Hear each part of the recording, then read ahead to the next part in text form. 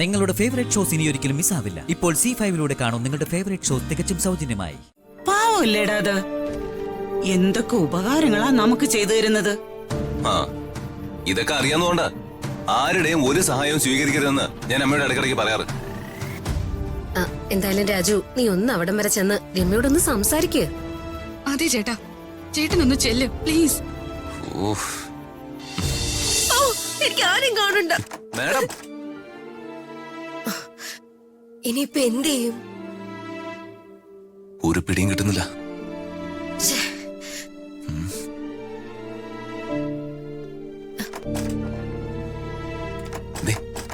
ഒരു വഴിയുണ്ട്, വാ.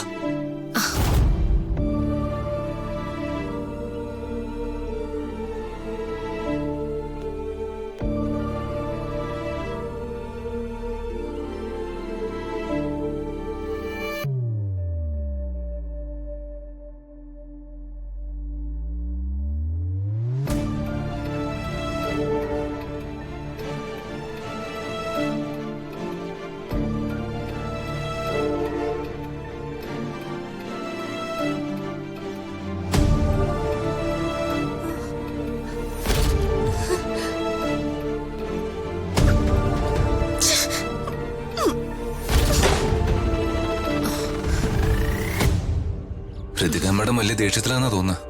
ഇനിയിപ്പൊ എന്ത് ചെയ്യും? ഒന്നുകൂടി ട്രൈ ചെയ്യാം. ഇതാ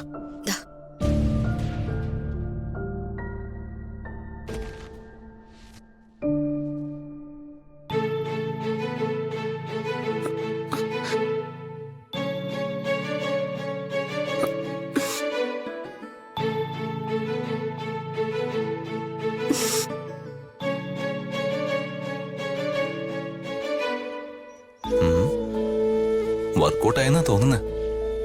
എന്നാലേ നമുക്ക് പോയി നോക്കാം, വാ. വാ.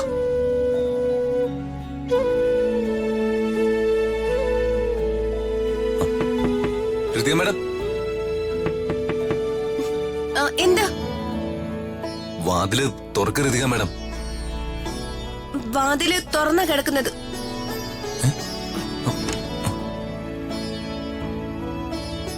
മാഡം, മാഡം വിഷമിക്കണ്ട. ഒരു നല്ല കാര്യത്തിനാണെങ്കിലും മാഡം ചെയ്ത കാര്യത്തിന്റെ സീരിയസ്നെസ് മനസ്സിലാവാത്തോണ്ട് മാഡം ഇങ്ങനെ വിഷമിച്ചിരിക്കുന്ന. വർമ്മ സാർ അത്രേ റിയാക്ട് ചെയ്തോളൂ എന്നോർത്ത് മാഡം സമാധാനിക്കാൻ വേണ്ടത്. ചേച്ചി, രാജുവേട്ടൻ പറഞ്ഞത് കേട്ടില്ലേ? ഇത്ര പ്രശ്നമല്ലേ ഉണ്ടായിട്ടുള്ളൂ. ചേച്ചി സമാധാനിക്ക്. എന്തെങ്കിലും ഒന്ന് വന്ന് കഴിക്ക്. എനിക്ക് വേണ്ട. അങ്ങനെ പറയല്ലേ ചേച്ചി, പ്ലീസ്. അപ്പു, നീ പോയി മാഡത്തിനുള്ള ആഹാരം എടുത്തോണ്ടോ. മാഡം ആഹാരം കഴിച്ചിട്ടേ ഞാൻ ഇവിടുന്ന് പോകുന്നു. ശരി.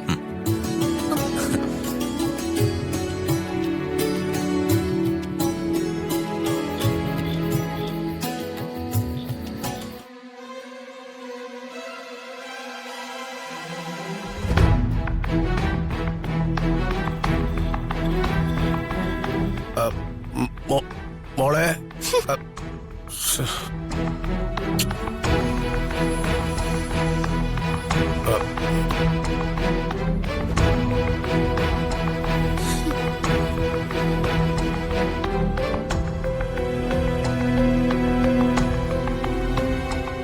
നോക്കുമോളെ, ഇങ്ങനെ വാശി പിടിക്കല്ലേ.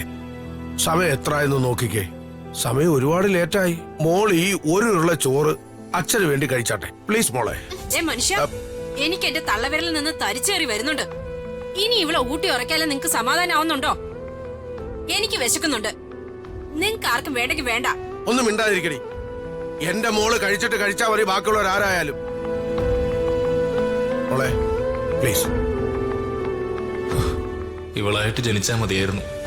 വാശി പിടിച്ച് ഒറ്റക്കാലിൽ നിന്ന് ഇവളുടെ കാര്യങ്ങളെല്ലാം സാധിച്ചെടുക്കും. എന്റെ വിധി. മോളെ പ്ലീസ്, ഒരു ഉരുള. ആ ചെക്കൻ മുൻകോപപ്പെട്ട് എന്തോ പറഞ്ഞെന്ന് കരുതി നീ എന്തിനാ ഇത്രയും വലിയ പ്രശ്നം ഉണ്ടാക്കുന്നെന്നാ എനിക്ക് മനസ്സിലാവാത്തത്. ഇതെന്തൊരു വാശിയാ എന്റെ ദൈവമേ. എന്റെ പൊന്നുമോളല്ലേ. ഈ ഒരു ഉരുള കഴിച്ചേ. രാജു വരുമ്പോ അച്ഛൻ രാജുവിനോട് സംസാരിക്കാം. അവനെ കൊണ്ട് മോളുടെ കാലിൽ ഞാൻ വീഴിക്കാം. ആദ്യം എന്റെ പൊന്നുമോള് ഈ ആഹാരം കഴിക്കുക. എനിക്ക് വേണ്ടെന്നല്ലേ പറഞ്ഞേ. നിങ്ങൾക്ക് ആർക്കും എന്താ പറഞ്ഞ മനസ്സിലാവാത്തെ? ദേ രമ്യേ, ഈ രുക്മിണിയുടെ തനി സ്വരൂപം നീ പുറത്തെടുപ്പിക്കരുത്. കല്യാണ പ്രായമായ പെണ്ണാണെന്നൊന്നും ഞാൻ നോക്കൂല. അടിച്ചു നിറ്റം മുഖത്തിന്റെ ഷേപ്പ് ഞാൻ മാറ്റും. എന്താ രുക്മിണി ഇത്? കുഞ്ഞുങ്ങളോട് ഇങ്ങനെയാണോ സംസാരിക്കേണ്ടത്? നിങ്ങൾ ഒറ്റയാളാ ഇവളെ ഇങ്ങനെ കൊഞ്ചിച്ച് വഷളാക്കിയത്. ഇവളെ എന്ത് പറഞ്ഞാലും വേദവാക്യം എന്ന് പറഞ്ഞ് നിങ്ങൾ നടക്കുന്നത് കൊണ്ടാ ഓരോ ദിവസം കഴിയുന്തോറും ഇവളിങ്ങനെ അധിക പ്രസംഗിയായി വരുന്നത്. ഓ എന്റെ പൊന്നു രുക്മിണി, നിന്റെ നാവം നടക്ക്. ഞാനൊന്ന് ഇവളെ സമാനപ്പെടുത്തി വരുമ്പോഴേക്കും അവളുടെ ഒരു ഇതാ മോളെ കഴിക്ക്. ഓ അച്ഛൻ എന്നെ സമാധാനപ്പെടുത്താനൊന്നും ശ്രമിക്കണ്ട. ഇത്രയും നാളായി ആദ്യമായിട്ടാ രാജു എന്നോട് ഇങ്ങനെ പെരുമാറുന്നത്. രാജു വരാതെ എന്നോട് മാപ്പ് പറയാതെ ഞാൻ പച്ച വെള്ളം കുടിക്കില്ല.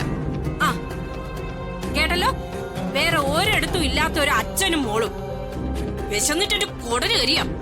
വാടാ മോളെ, ശകലം കഴിക്കും മോളെ. വാശി കള മോളെ. എന്റെ പൊന്നുമോളല്ലേ. എന്താ മോളെ, ശകലം കഴിക്കും.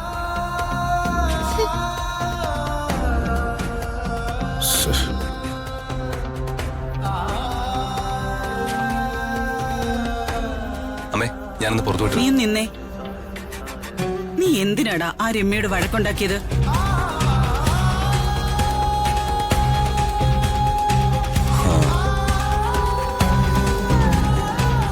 നീ ഇവളെ വഴക്കു പറഞ്ഞോ? അതെ, ഞാൻ വഴക്ക് പറഞ്ഞു. ചേട്ടാ, അത് വലിയ പ്രശ്നമായി. രമ്യ അവളുടെ വീട്ടിൽ കിടന്ന് ഉറഞ്ഞു തുള്ളുക. സാധനങ്ങളെല്ലാം വലിച്ചു വാരി ഇട്ടേക്കുക. അവക്കെന്താ ഭ്രാന്താണോ?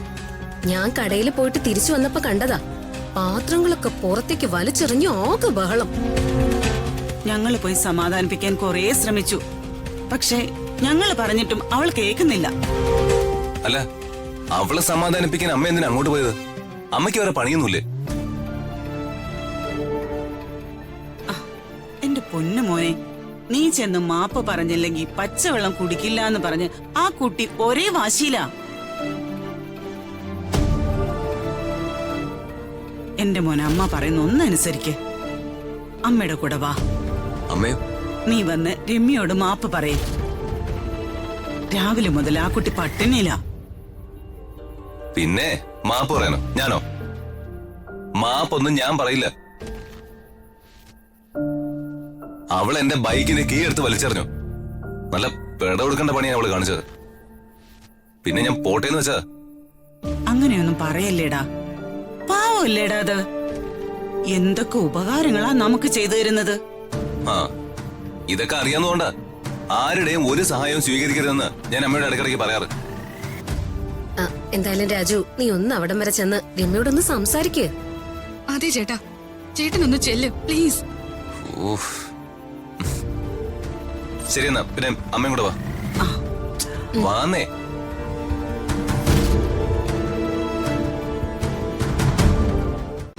ഡൗൺലോഡ് ചെയ്യൂ C5 ആപ്പ്. കാണൂ എല്ലാ എപ്പിസോഡുകളും സൗജന്യമായി.